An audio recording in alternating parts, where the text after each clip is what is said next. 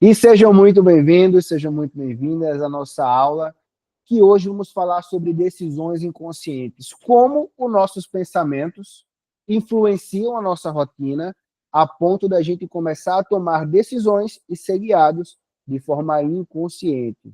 O que é bom e ruim ao mesmo tempo. Por que é bom? Porque imagina se a gente tivesse que conscientemente pensar em tudo que a gente vai fazer, ficaria muito difícil. Então, existem programas que rodam de forma inconsciente na nossa rotina. Então, quando a gente vai aprender a dirigir, por exemplo, a gente vai lá e o que acontece? A gente tem que ter uma atenção consciente muito grande para usar o pedal correto, para passar a marcha correta, para fazer tudo com muita atenção, e parece muito difícil. Mas, depois de um tempinho, que as coisas já estão acontecendo, a pessoa começa a, de forma automática, fazer aquela função, ou seja, ela dirige de forma automática. E o que acontece?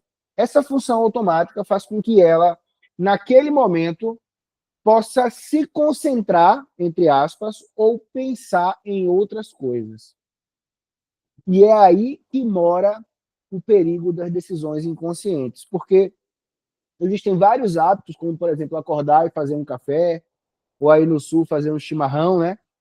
E a pessoa, quando está fazendo um chimarrão, tomando um chimarrão, ela está fazendo aquilo mecanicamente, automático. E por ser automático, o que acontece? A pessoa simplesmente começa a entrar em processos inconscientes de tomada de decisão. Então, a partir do momento que a pessoa entra numa rotina automática e ela começa a tomar decisões guiadas ali de forma inconsciente, ela vai programando já o dia dela. Programar o dia não é algo tão profundo, mas se todos os dias nós programamos o nosso dia de forma inconsciente, nós estamos programando também o nosso destino. Então, existe uma pesquisa feita pela Universidade de New South, nos Estados Unidos, que mostra como os hábitos inconscientes da nossa rotina afetam a nossa tomada de decisão. Então, a partir do momento que a gente começa a ter esse guia inconsciente, a ter essa parte nossa guiando justamente isso que nós estamos buscando mudar, então é como se os nossos comportamentos começassem a ser guiados fora do nosso controle. Então, pequenas decisões baseadas na experiência da rotina. O que isso significa? Se a pessoa hoje, no rumo do dia dela,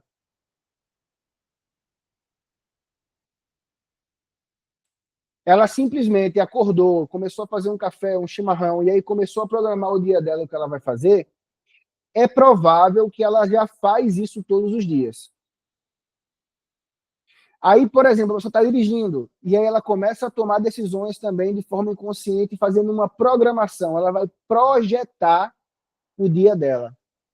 E essas projeções, elas fazem com que a gente crie experiências internas e comportamentos que vão se reproduzir, e eles são inconscientes. Aí eu pergunto para você, tem coisa que não tem como a gente ficar pensando o tempo inteiro, mas existem coisas que você quer mudar, que você quer fazer diferente, mas quando você percebe, você já está fazendo o mesmo. Não é assim? Então, a partir do momento que a pessoa pensa assim, eu não quero mais comer doce. Quando vê, ela está comendo doce. Eu não quero mais procrastinar. Quando vê, ela está procrastinando. E por que a pessoa não toma o controle definitivo disso? Justamente por causa dessa lacuna que existe nas pequenas decisões. Por quê? Pequenas. Porque as coisas que são tão importantes, pode ser que você conscientemente acredite que está escolhendo. Mas até as coisas mais importantes são formadas por pequenas coisas repetidas diariamente, e essas pequenas decisões, elas estão sendo influenciadas pelo nosso inconsciente. E isso é bom ou ruim, Lourenço?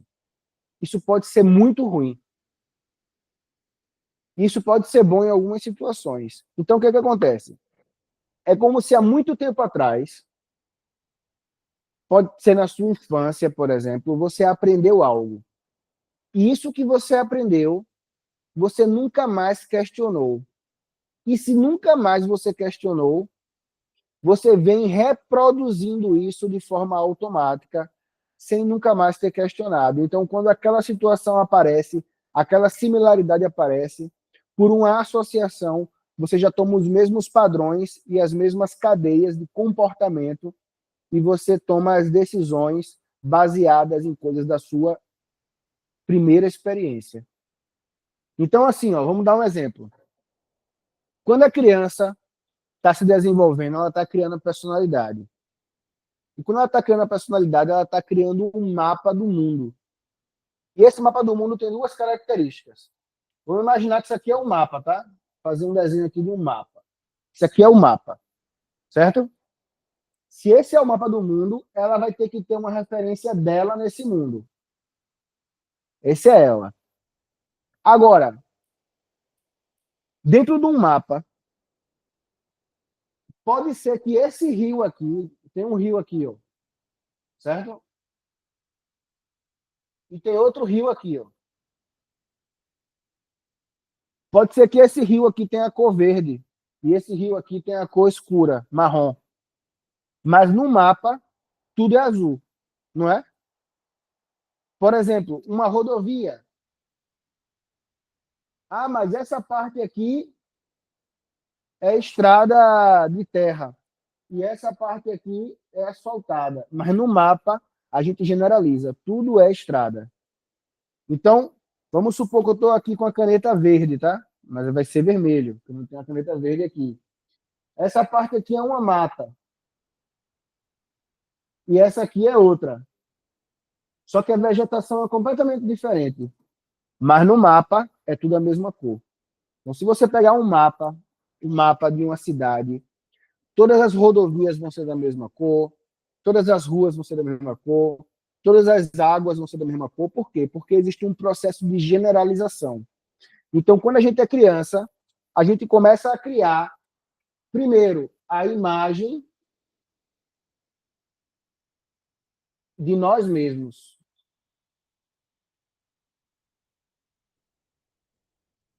E além de criar a imagem de nós mesmos, nós criamos a visão que nós temos do mundo que nos cerca.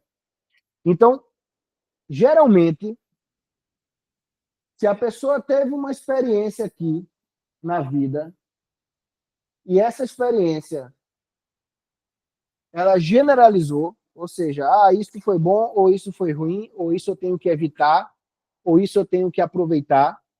Sempre no futuro que tiver alguma coisa parecida, ela vai tomar essa decisão baseada nessa experiência. Só que pode ser que hoje a pessoa já tenha 50 anos, 40 anos, 60 anos e está baseando suas pequenas escolhas inconscientes nessa experiência aqui do passado. Então, por exemplo, por que uma pessoa tem um hábito, por exemplo, de fumar? Por que uma pessoa vai fumar? Ela sabe conscientemente que faz mal, mas mesmo assim ela comete o comportamento de fumar. Porque em algum momento na vida dela, esse comportamento possuía uma intenção positiva.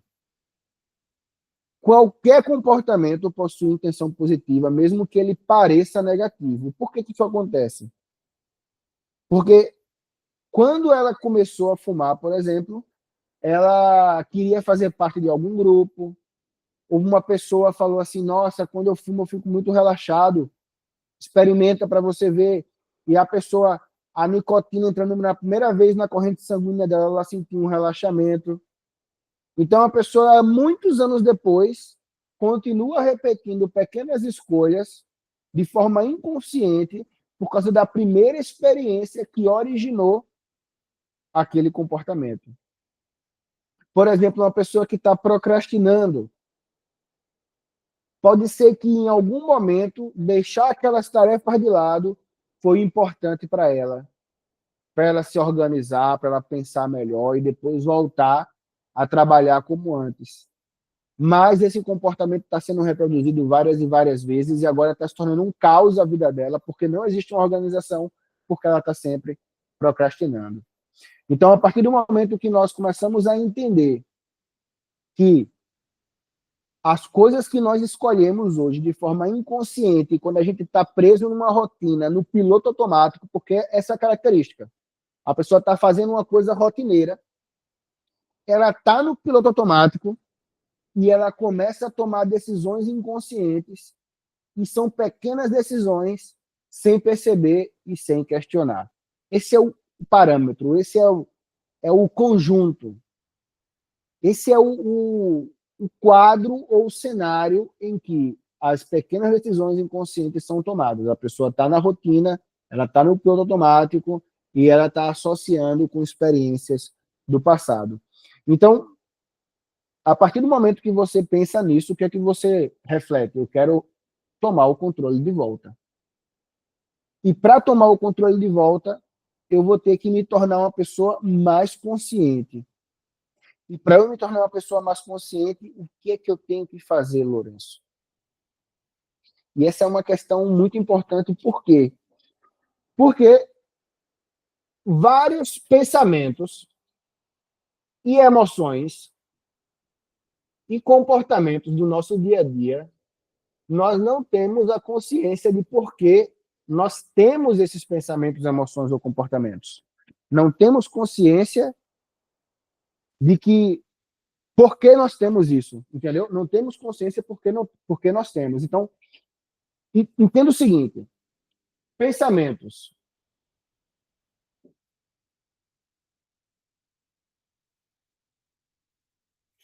Se eu pedir agora para você parar de pensar, você consegue?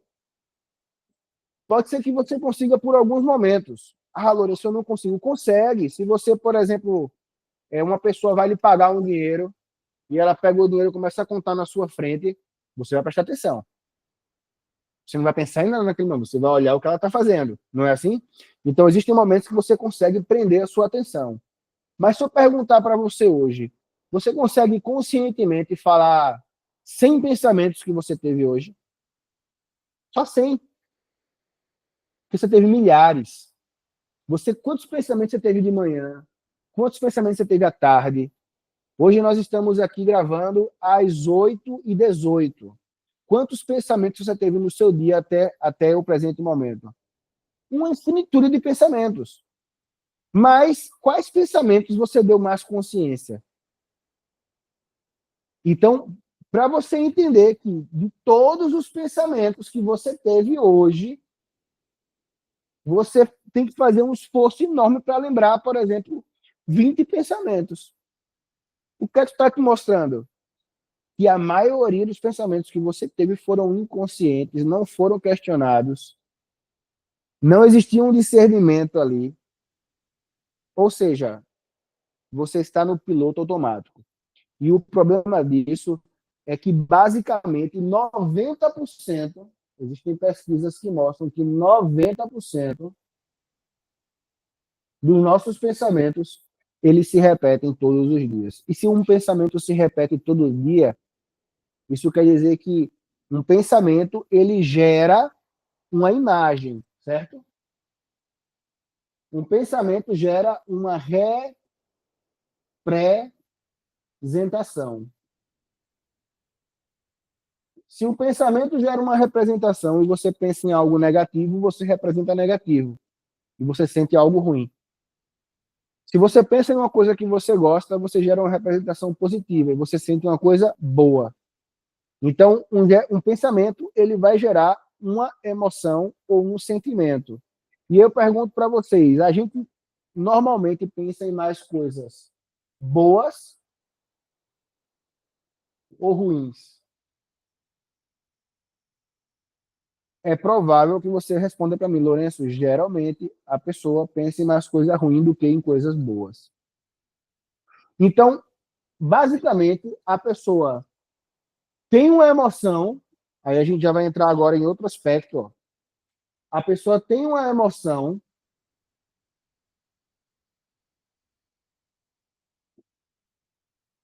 Mas, como ela não está consciente dos seus pensamentos, ela simplesmente começa a sentir coisas e dificilmente ela começa a se questionar por que ela está sentindo aquilo. Então ela se sente mal, começa a tratar todo mundo mal. Ela se sente bem, ai, que coisa boa, me sinto bem. Mas ela não tem consciência do processo que existiu em seus pensamentos para ela se sentir bem. Então, por um acaso, a pessoa pode se sentir bem, por um acaso, a pessoa pode se sentir mal. Mas ela não tem consciência dos processos que estão acontecendo que vão gerar essas emoções.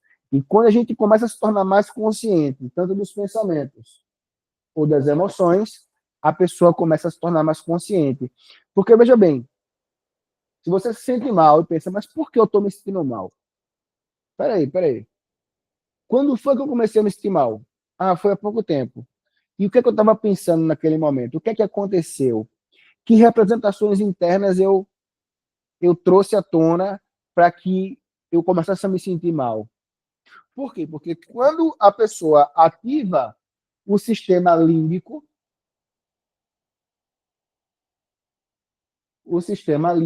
ele é responsável por tomar decisões. Decisões. E as decisões, elas se tornam comportamentos.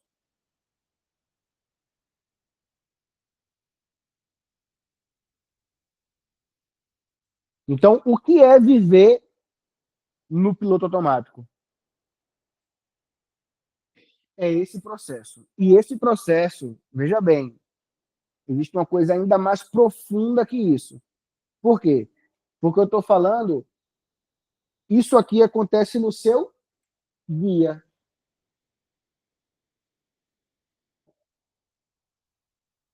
Então, 90% dos seus pensamentos se repetem todos os dias. Porém, contudo, todavia, existem pensamentos que se repetem todo final de semana.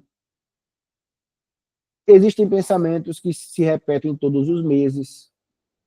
Existem pensamentos que se repetem em determinadas épocas do ano.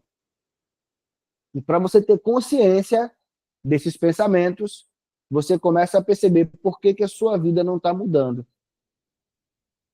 Então, vão ter pensamentos que são semanais, vão ter pensamentos que têm um ciclo mensal.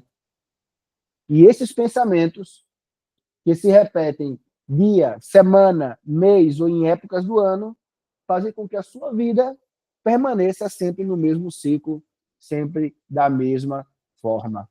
Lourenço, como eu faço para voltar a ter mais consciência no meu dia a dia? Porque você vai começar a trabalhar primeiro no dia.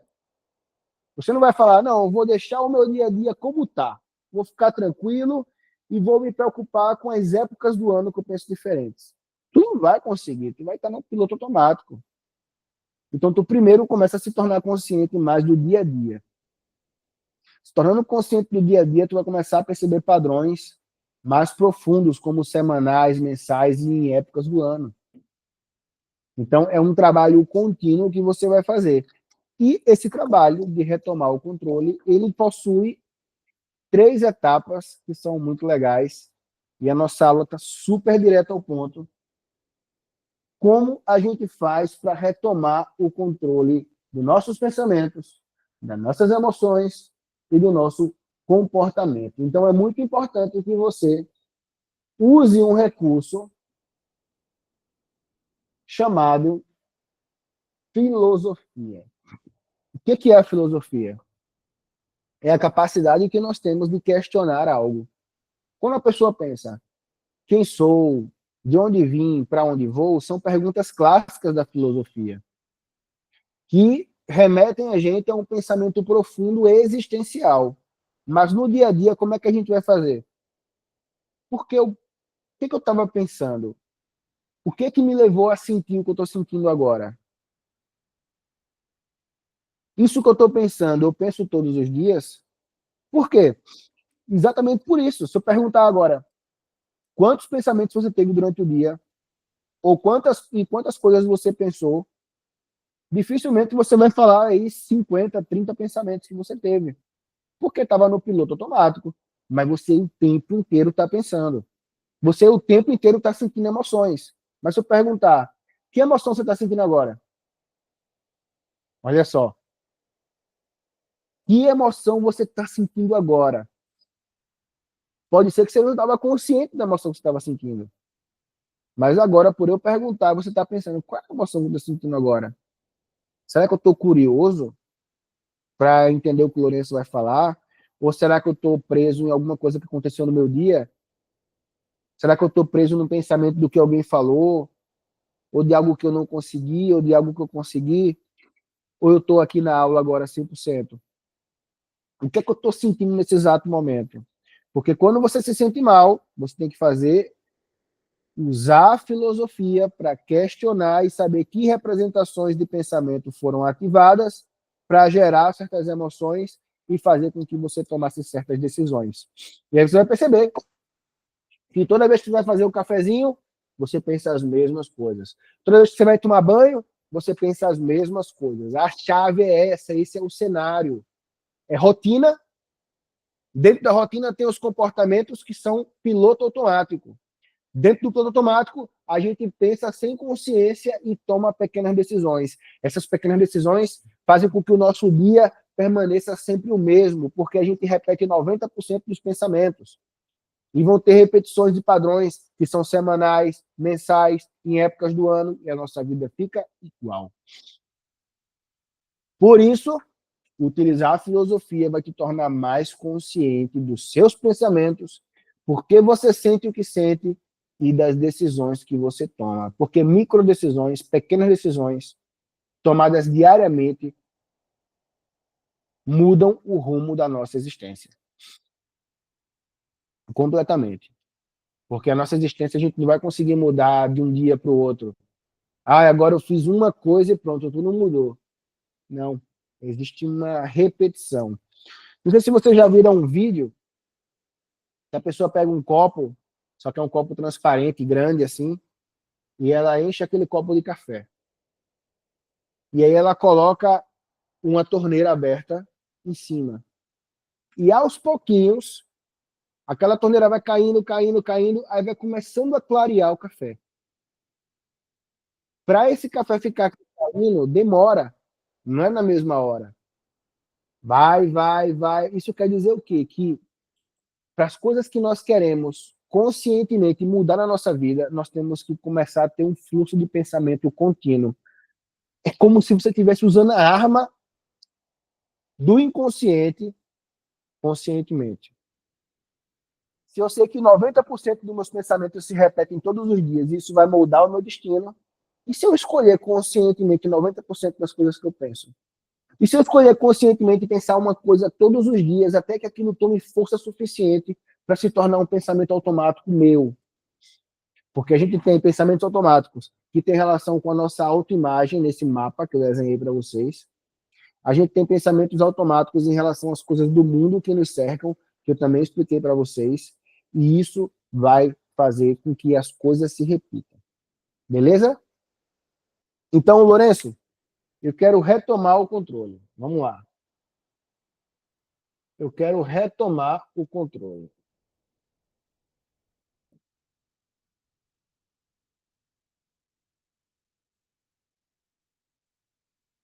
Bom, eu já deixei bem claro para vocês, né, que eu sempre ando comigo um pequeno livro ou caderno como esse. Esse aqui é um antigo, mas eu tenho vários. Tenho outro aqui, ó, que eu comecei a escrever faz pouco tempo. Eu tenho um verde, eu tenho um azul, eu tenho vários. E o que é que são esses livros? Eu simplesmente ando comigo para anotar certos pensamentos, reflexões e insights que eu tenho durante o dia. Por quê? Porque quando você tem acesso a uma frequência, você tem um insight, você tem um momento de lucidez ali. Aquilo está em uma frequência espiritual que veio para o teu mundo mental. Se eu pego e gravo um áudio para mim mesmo, olha, em tal momento eu tive um pensamento assim, assim, assado. Beleza, eu gravei um áudio, certo? Mas esse áudio ainda está em um mundo que é virtual. Está numa memória de um celular, por exemplo. Então, por mais que existiu o ato de eu depois escutar o que eu falei, e beleza, essa frequência é diferente de você trazer para o mundo da matéria, para o mundo carnal. Você pegar e anotar os seus pensamentos, anotar os seus insights. Então, quando você faz isso, você faz o ato de trazer do mental para o físico. E aí, quando você começa a anotar insights, foi assim que eu criei os códigos da transformação. Os códigos da transformação nada mais são do que análises feitas diariamente de várias coisas que aconteciam. E quando uma pessoa, por exemplo, dentro do set terapêutico, conseguia fazer uma mudança, por que essa pessoa fez uma mudança? Por que aquele outro ainda não conseguiu fazer? O que eu mexi especificamente? Quais foram as perguntas que evocaram essa mudança? Então, eu ia anotando tudo isso. Então, você tem que ter o seu livro, o seu caderno de anotações, que registra a sua evolução, a sua forma de pensar, os seus insights e os seus momentos de lucidez. Por que eu digo isso? Porque nesse passo a passo, você pode fazer mentalmente? É claro que você pode, mas me diz uma coisa, tu confia na tua mente?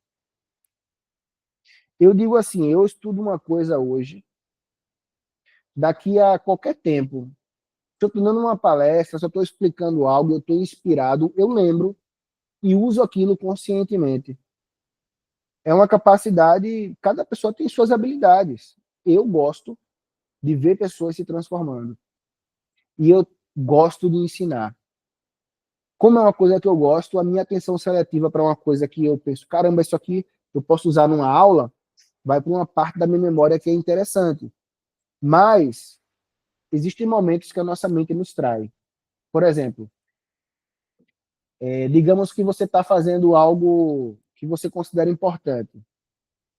E você, caramba, está pensando nisso bastante. E aí, você está de madrugada, mudou de posição, está lá dormindo e viu um pensamento. Tal coisa. Caramba, isso é importante. Amanhã de manhã, quando eu acordar, caramba, vai ser a primeira coisa que eu vou fazer, vai ser isso. Geralmente, 90% das vezes, o que acontece? Você acorda de manhã e diz, caramba, tinha um pensamento tão importante que eu tive de madrugada e agora eu não lembro mais. Isso já deve ter acontecido com vocês. Então, é muito importante que a pessoa tenha compreensão de que quando vem certa frequência, certo pensamento, certo momento de lucidez que você anote.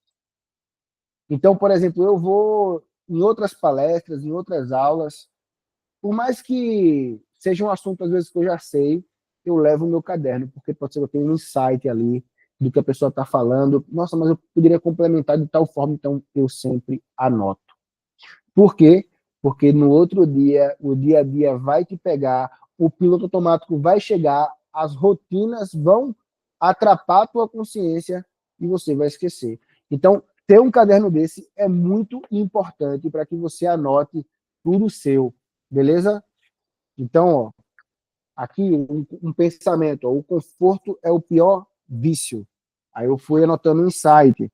Aí já vem, ó, outras ideias aqui. Então, são coisas que nós vamos, a partir do momento que a gente tem um insight, a gente tem que escrever, tá? E como é que a gente faz para retomar o controle? Você tem que conectar duas coisas. O que você está fazendo e a consequência disso. O que você faz, ou seja, o comportamento, você conecta a consequência.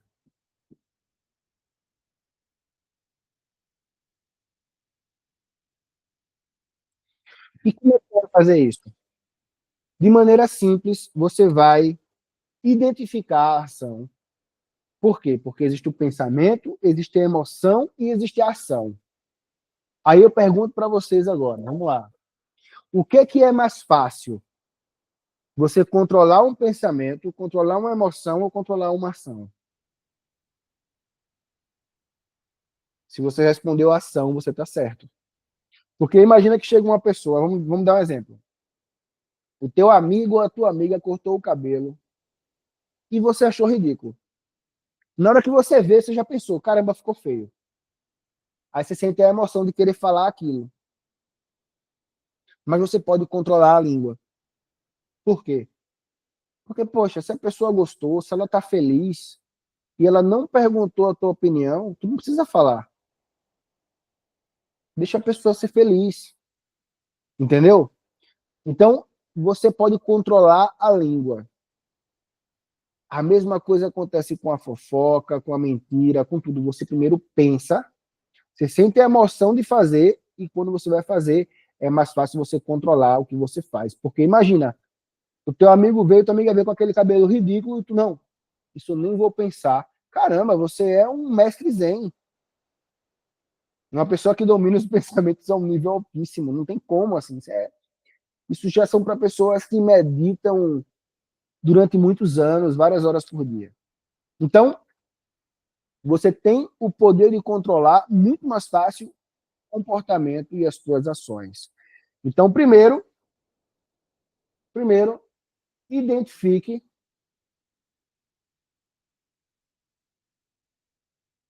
a ação. Segundo, a gente vai fazer o quê com isso? A gente vai identificar a consequência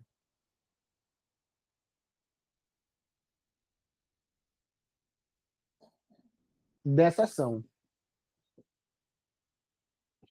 Terceiro, a gente vai escrever. Acho que dá para ver aqui embaixo, né? A gente vai escrever uma frase. Essa frase é a seguinte. Você vai colocar assim: estou tomando agora. Por que o agora? Porque vai te trazer para o momento presente.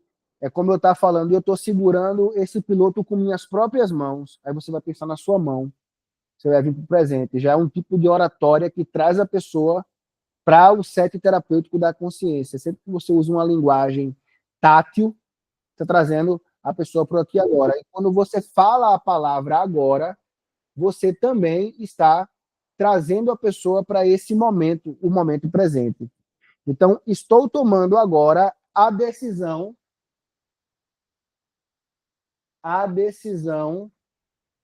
de, eu vou botar um traço aqui que é o que você vai escrever, entendeu? Mesmo que ela o quê? Mais um tracinho. Lourenço, como é que eu entendo bem essa frase? Bom, você vai fazer o seguinte: imagina uma pessoa que tem uma compulsão alimentar, por exemplo, ou uma pessoa que tem anorexia ou bulimia, a pessoa quer vomitar, por exemplo, o que comeu. Então, imagina que a pessoa pensa assim, ó, estou tomando a decisão agora de, se a pessoa é bulímica, de vomitar. Mesmo que ela me traga doenças crônicas para o estômago, mesmo que isso afete distorça a minha imagem, afete minha autoestima, eu tenho que esconder isso das pessoas, imagina. Então, você está se tornando consciente daquela ação. Ah, estou tomando a decisão agora de adiar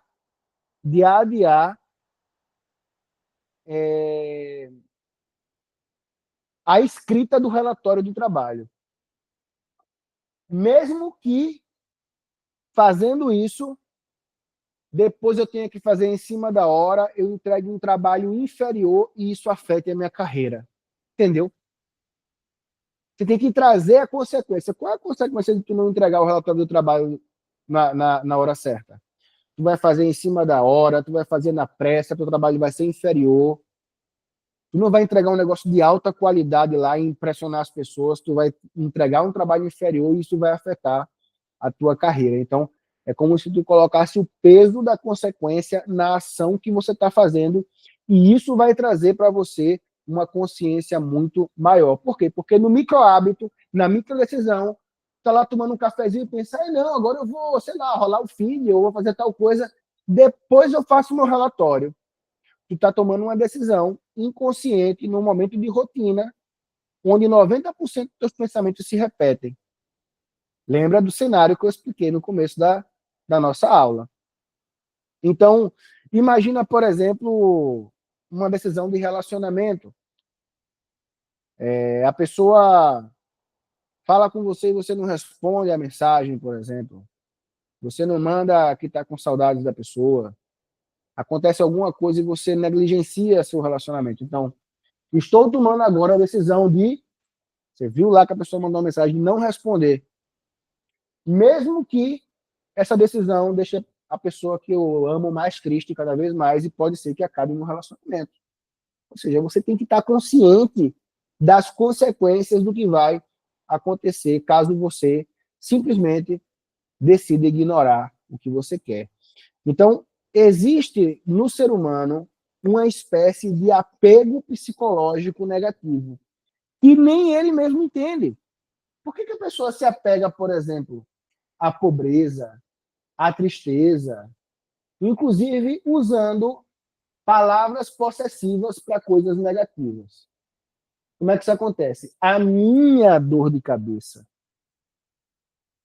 o meu problema, a minha doença, é como se a pessoa tivesse um apego psicológico negativo. E esse apego psicológico negativo faz com que a pessoa simplesmente mantenha a vida que ela tem hoje e não consiga fazer a transformação que precisa. E aí, veja só, se você sabe que tem que fazer algo, mas não faz. Eu dei um exemplo da alimentação. Eu dei um exemplo do relatório do trabalho. Eu dei um exemplo do relacionamento. Quando a pessoa tem um conjunto, e isso, repito, são decisões inconscientes tomadas numa rotina quando estamos no piloto automático que regem o nosso dia. Então, se a pessoa simplesmente tem certos apegos negativos e esses apegos negativos levam a pessoa a não fazer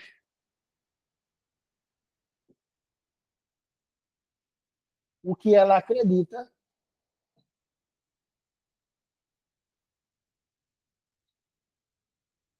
o que acontece? Ela gera, eu vou sempre que puder falar disso para vocês, tá? Até que o momento que isso introjete mesmo na consciência de vocês, ela vai se sentir não merecedora.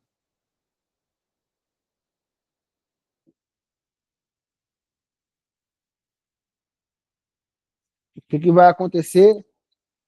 Ela vai simplesmente acreditar que não merece as coisas boas. Por quê? Porque ela vai pensar, ai, não, tudo bem. Talvez eu não melhore na minha carreira porque eu não estou dando 100%. Entendeu?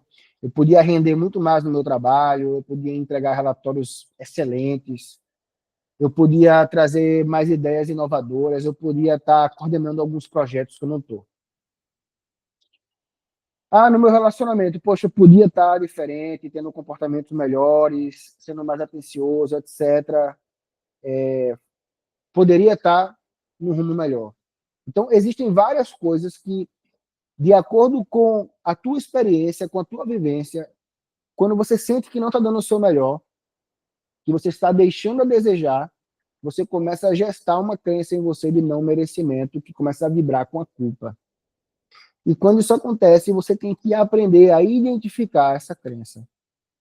Como você vai fazer isso? Usando a filosofia novamente. Se você começa a conectar, eu estou tomando a decisão agora de fazer tal coisa, mesmo que essa coisa, me conecte a tal consequência, aí você tem que buscar a crença.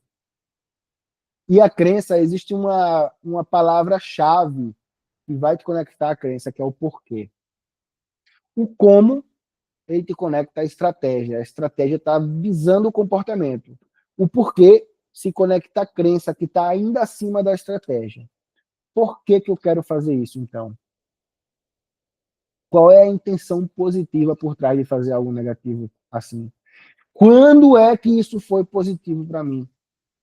O porquê vai te conectar à crença que está por trás do que você está fazendo. E pode ser uma crença que está te limitando.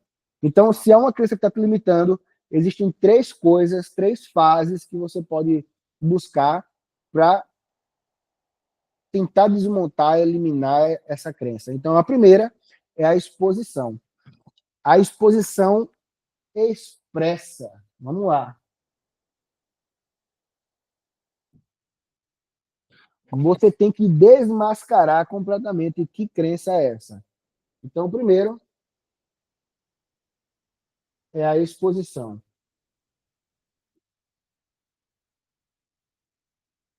A exposição explícita, tá?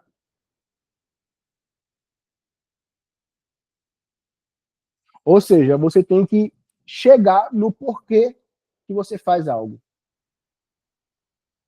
E o porquê, você pode fazer várias vezes o porquê, tá? Por que eu faço isso? Ah, porque tal coisa. E por que tal coisa? Ah, por causa disso. Até que zere o porquê. Você chegue na síntese do porquê. Porque existe uma, vale a redundância do porquê, né? Existe uma pirâmide, certo? Onde aqui em cima dessa pirâmide tem a nossa missão, que é meio que um propósito que nós definimos. Abaixo dessa missão, que é para além de nós, existe nossa identidade. Abaixo da nossa identidade existem as crenças e valores. E você conhecer os seus valores é tão importante, mas tão importante. A gente pode fazer uma aula só falando sobre esses valores que devem ser inegociáveis para a gente. E quando a gente traz esses valores, a gente também gera não merecimento. Abaixo das crenças e valores estão as estratégias, e abaixo das estratégias estão o comportamento. E ainda tem mais um que é o ambiente. O ambiente em que estamos. Então, para você entender, se lá na sua infância você teve uma experiência, e você generalizou essa experiência, e aquilo se tornou uma crença para você, durante o dia a dia, quando você está fazendo algo no piloto automático, os pensamentos vão se repetir, porque 90% se repete, e você vai tomar pequenas decisões baseadas em pensamentos que estão inconscientes, porque você não tem consciência deles. E eu dei a chave já nessa aula de você se tornar mais consciente, e é uma chave poderosa, basta que você aplique. E aí, a crença vai definir a estratégia.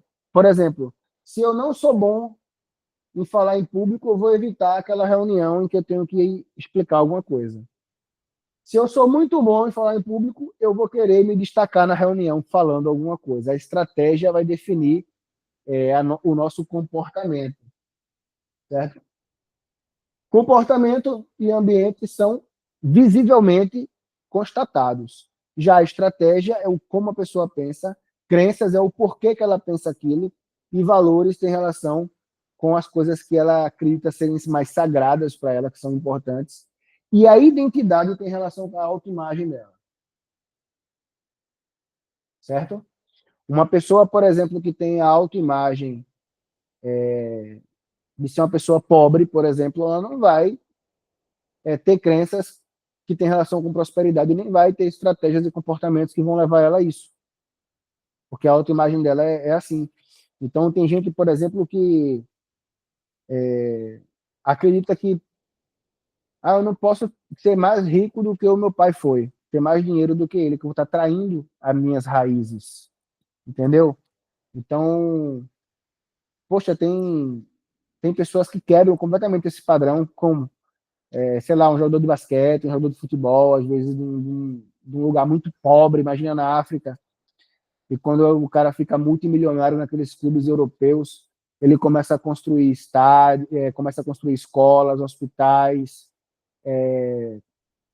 a furar poços de água para aquela comunidade que não tinha nada. Então ele está honrando as raízes dele, não sendo igual, mas buscando ser melhor para que ele possa ajudar a quem um dia esteve ali com ele. Então, existem formas de pensar que são muito diferentes. Então, primeiro, você vai ter que fazer uma exposição explícita dessa crença que até então estava inconsciente, guiando suas escolhas e suas estratégias que ditam o seu comportamento, tá? Você vai fazer uma exposição explícita. Depois que você fizer uma exposição explícita, você vai desmontar a crença.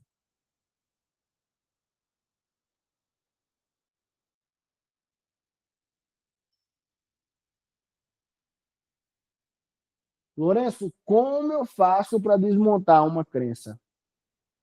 Você só precisa de uma informação nova ou uma evidência contrária a ela para que ela pare de ser uma convicção e se torne uma dúvida. Então, em algum momento, esse comportamento foi bom ou não foi bom para mim. Em algum momento, eu consigo me conectar com algo diferente.